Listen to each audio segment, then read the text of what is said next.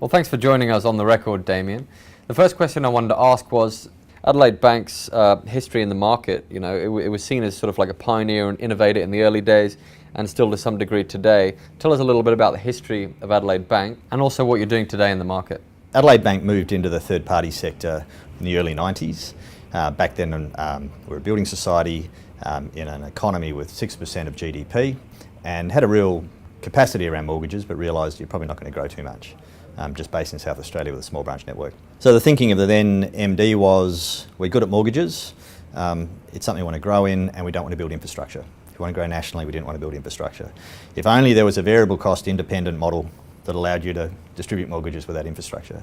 And happy days, it's the early days of the mortgage broking model, so we went into mortgage broking and mortgage management at the time. So we have always been a wholesale intermediated based lender, and that's very much the case today. The Adelaide Bank business within the broader Bendigo and Adelaide Bank is exclusively intermediary based.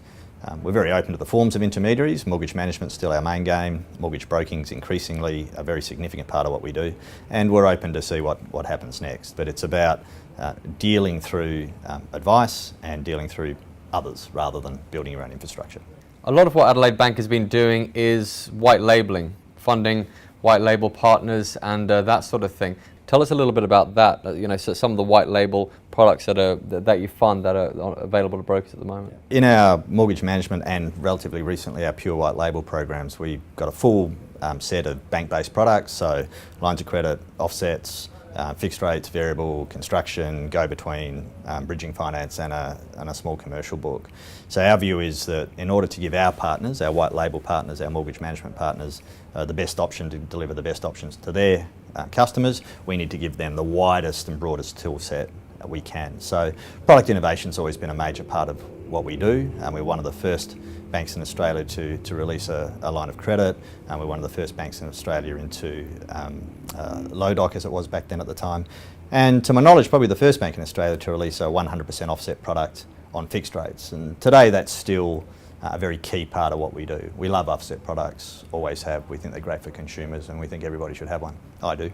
In terms of that diversification piece or that diverse range of products, do you think there's space in the SME market for more innovation? I think there is. I'm not sure anyone's really cracked it. Most banks take their existing business banking set and either through referral or something similar, offer it through broking.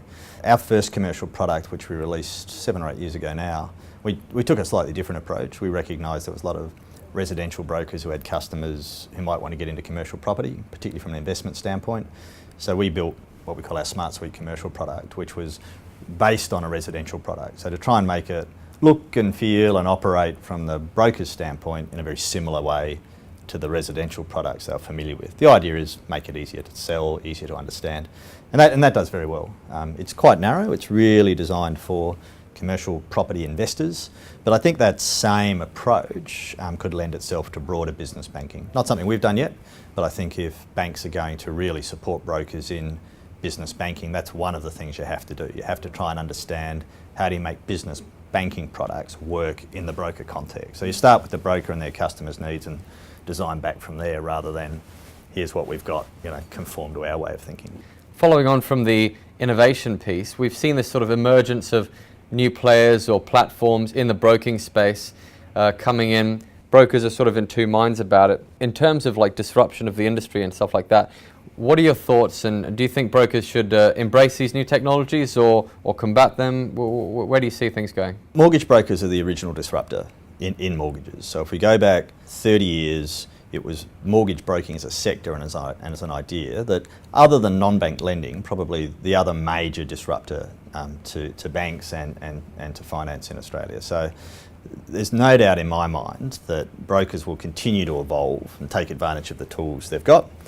We're already seeing, courtesy of the aggregators, really quite sophisticated technology being deployed to brokers, and we're seeing today individual brokers or broker groups bringing technology to broking. It's still fundamentally broking. So, though I think there's a role for the comparison sites and the bid sites and all of that, price-driven stuff largely, and it provides education and stuff to consumers, and that's fabulous. What brokers deliver in terms of advice, taking the grief away from borrowers, that friend to help you through the process, whether that's made better or more interesting by technology or not. That key part of the proposition, which is what broking is all about, I think will continue to be required by consumers. The fact that it's made more interesting by technology will just mean brokers become more productive, and if anything are going to get more market share rather than less. So I've said a number of times, I don't see technology as a disruptor to brokers. I think it's one of the many tools that brokers are going to, if they embrace it, continue to use to disrupt even more. So with 55% market share now, see no reason it's not going to get to 65 or 70. Damian Percy, thanks very much. Pleasure.